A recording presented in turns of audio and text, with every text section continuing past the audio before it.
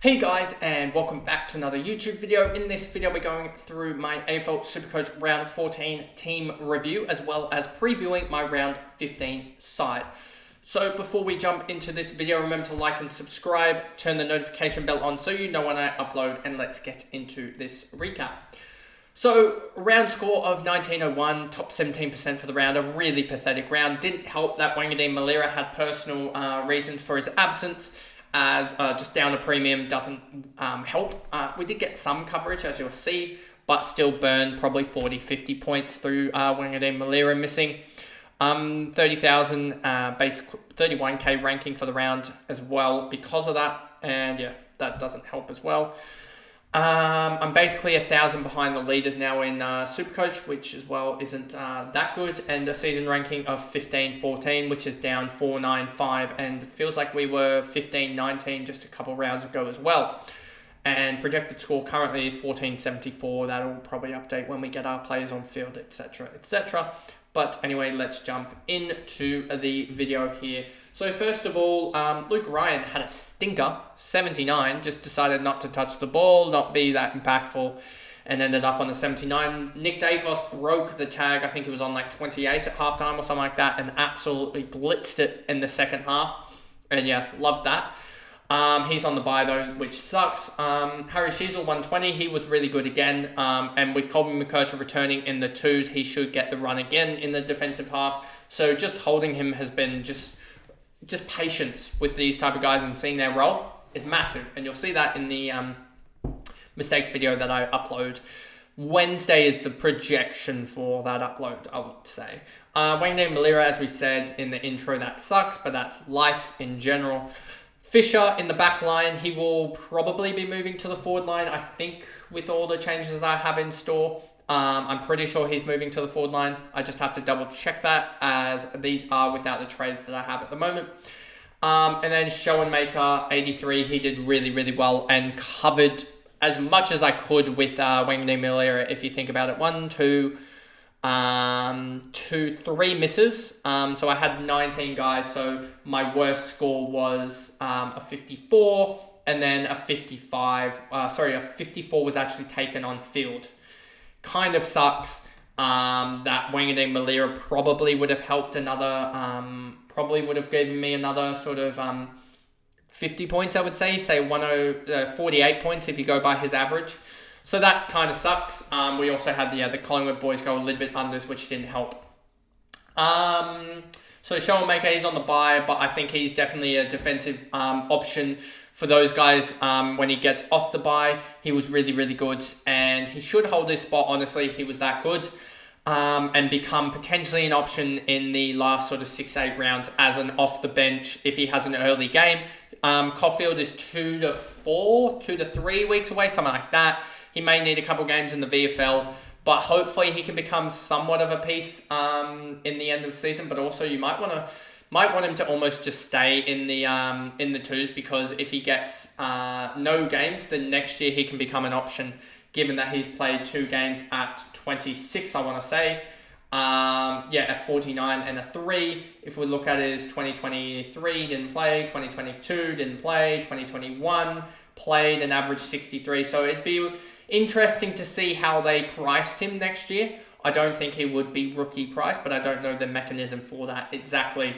But would be nice to have him even further down the pecking order in terms of pricing wise.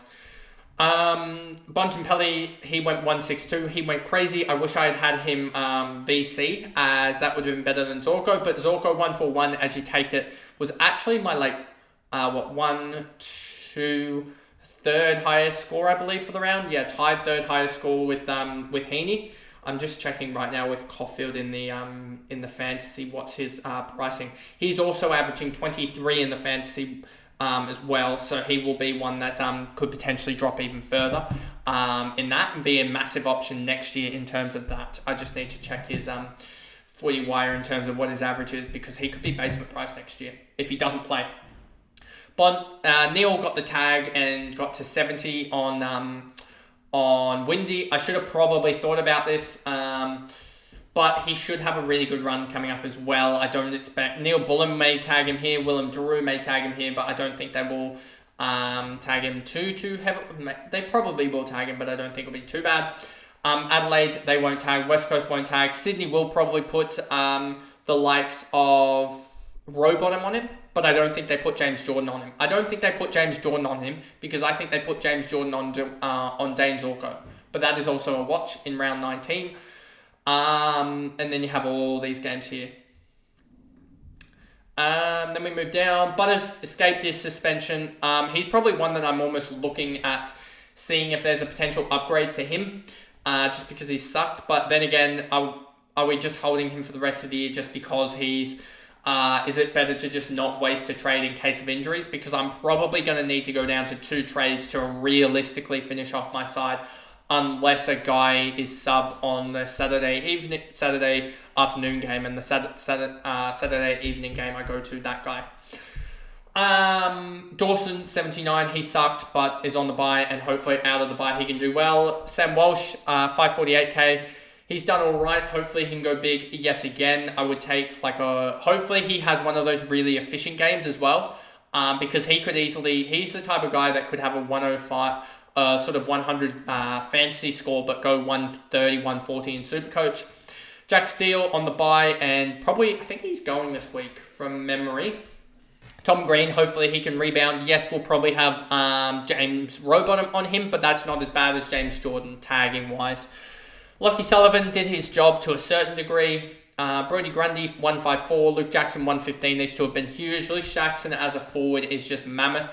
And he's just in the forward conversation each and every year, no matter if Sean Darcy actually plays, I swear. His scoring is still good enough to me, especially with the limited... you take out the 178, and that's 1,150 in, I think, 12 games. So that is still like 96, 97 as an average as basically a forward, which is still one of the best. Flanders, he didn't play, but he's back this week. And yeah, Grundy, bringing him in was huge. And he's got the Briggs matchup, which he went 140 against last year. So he will probably be VC yet again. Again, on both Fantasy and Supercoach. Isaac Heaney, 141. Zane Zorko, 141. These two were huge, and they've been massive additions for the whole year, to be honest. Dane Zorko, I'm glad that I brought him in, because he hasn't broken down, which is the surprise of the year, almost. Harrison, Fraser, Dowling, these guys have done their job effectively. They didn't get that spike game that we really hoped out of them, but anyway, they've done their job. And that's pretty much all of the review segment. Now we go on to the trades. And basically, if you look at this, if you look at Dawson there, Oliver, I held him, and I'm probably... he's probably going to be the upgrade guy that I potentially go to. Then again, it may mean that I need to... go down to almost 0 trades, which would be annoying. But I'm kind of hoping that Oliver starts to fire again with no midfielders. Which could probably not actually happen. So he's probably the one guy that I regret in that midfield whole line there. So just hoping he fires, because kind of need it. But as you look here, you see I need basically 2 trades left, 2 upgrades left effectively. Actually, if you just go here, there, and then also Bontempelli in, and you would see... I have an extra Primo there, and then, so I actually have a full Primo side. So anyway, the trades for this week are Jack Steele, he can go, as he's just been really, really annoying this last couple of weeks. Harrison, and also it is Lockie Sullivan, and then Fisher moves into there, Billy Dowling moves to there, it doesn't really matter too much. And then the first trade in, and you'll see what let me bring this out. Filters, the first trade in is a defender, a Primo, so we'll just do that. Then we'll go to average, and you'll see last 3. The decision was basically, do I go Jordan Ridley? Do I go Jack Sinclair? Do I go, Jack Sinclair and Bailey Taylor on the bye, Max Holmes? Or do I go Dan Houston? Dan Houston seems the most consistent. I know that Jordan Ridley did score really well and has the West Coast matchup. The only problem with that is that Jordan Ridley last year, and I know he probably had an injury game in there, went 94. And that does include an 18. But when you start to get to, what did he play, 20 odd matches or whatnot? 17 matches. that 18 only really gets him up to like 100 or so. So it's not as impactful. And we've seen him the year before that in 2022, go 91 with, I believe, no injury games. Yeah, no injury games in 2021. 2021 he went 98 with a 31. So that with the 31 and also a 52, don't think that was an injury game. I think 31 was an injury game. So take the 31 out of that, and he goes at like 102. So he is a pretty good scorer, but I just think Dan Houston is a much better scorer. Has Brisbane as well. And this is where we go to DFS is probably the best. DFS Australia, I did get rid of my search history. So to actually allow the frame rates to get there. So DFS Australia. And then we go here, we go to season long DVP. I think this helps. And we go to designated kicker is probably the best place to go. And you'll see Richmond, Essendon are up there at 1.6, Port Adelaide 0.9. And is that just because Essendon have a really bad matchup in West Coast for designated kickers and then come home pretty strong? Will come home really strong in 17 to 21 and then have West Coast. Where is it? Essendon here. Oh, okay, there you go. But then have Brisbane in round 24 as well. So they have a toughish last three. Port Adelaide have pretty much almost the same matchups to a certain extent. But Sydney could almost become, well, Sydney, if I'm saying that, Adelaide will be interesting in round 23 given that their season will probably be over by then. So it'll be interesting to see all these matchups and how they progress. I'm not taking too much into consideration with it. I'm just going with Houston because Houston has been the top sort of guy around the whole season basically. He's averaging his average is what is it now? Defenders, where is it? Average, Houston, if I take that out, is it? What's the, give me a fish over there. There we go. So Houston here is an average of 5th best in the comp. I'm going to take that. And I know Ridley is higher, but I think that is sort of inflation over that first 160 game. And I think that he will regress down to sort of that, he will have a bad game in there, and I think he'll be a little bit worse off than Houston will. Especially without Burton in there. Burton does impact Houston. Then we go to midfielders, and I think midfield is where I'm going to go here, and go to sort of that 250. And then can I switch this to selected to play, or does that even work?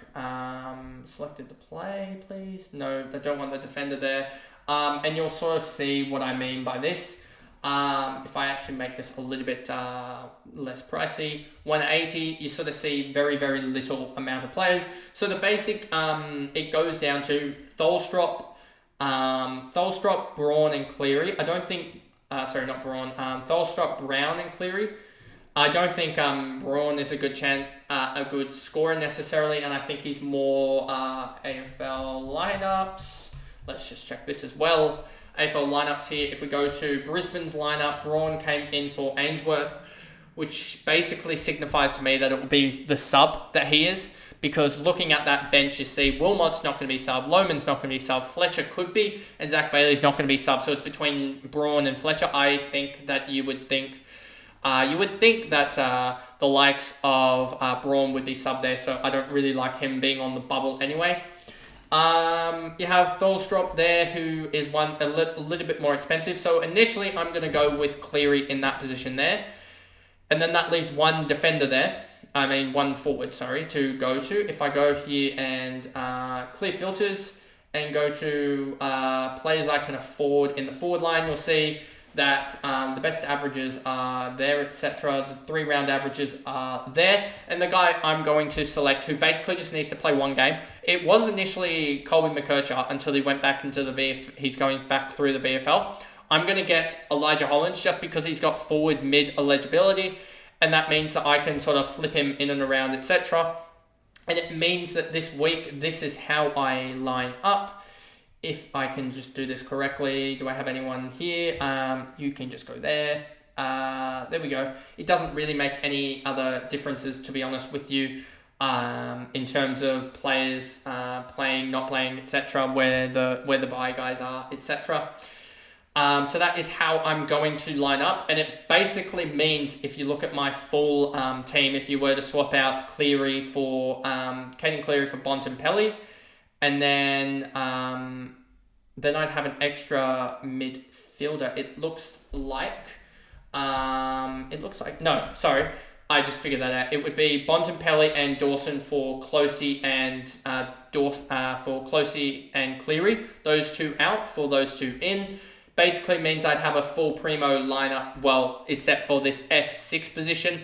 This F6 position would be filled by a Rankin or a Moore. I currently have 43.5k left in the bank. It looks as if Closey is going to be around about that marker. That's why I'm heavily considering if Cleary is to go Brown anyway, just because this will be the 20th score, and I have Closey and Elijah Hollands as well, that are guys that are sort of non-primos to a certain degree. And I basically need one score out of them. So I'm almost considering Brown as well, just because Brown would get me up another 15k, and that 15k could almost save me a trade. It would be 14.9k, and if you give me 14.9 plus the 43.5 plus Fraser's 271.8 minus 102.4 plus Cleary's, say he goes 313, that gives me 540, and you'll see Dylan Moore is currently 531 and he's on the buy.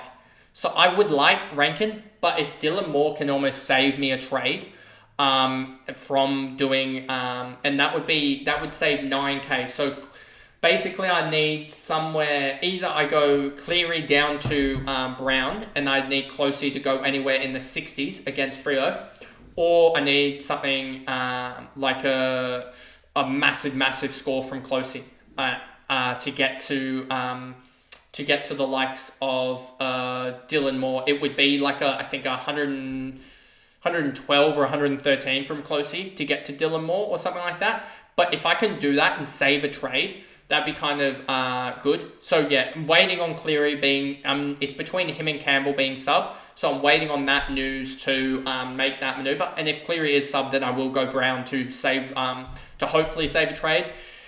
And there's also a conundrum of, do I go down to 3 trades with Moore, or do I go down to 2 trades with, and get Rankin? Because that is basically what the decision is. And I do like both of them. If we look here at their sort of, what does it show, L3 or anything? L3 of 121 for Rankin, which is absolutely huge. So I am considering Rankin off the buy as well and getting rid of Biggie Nguyen.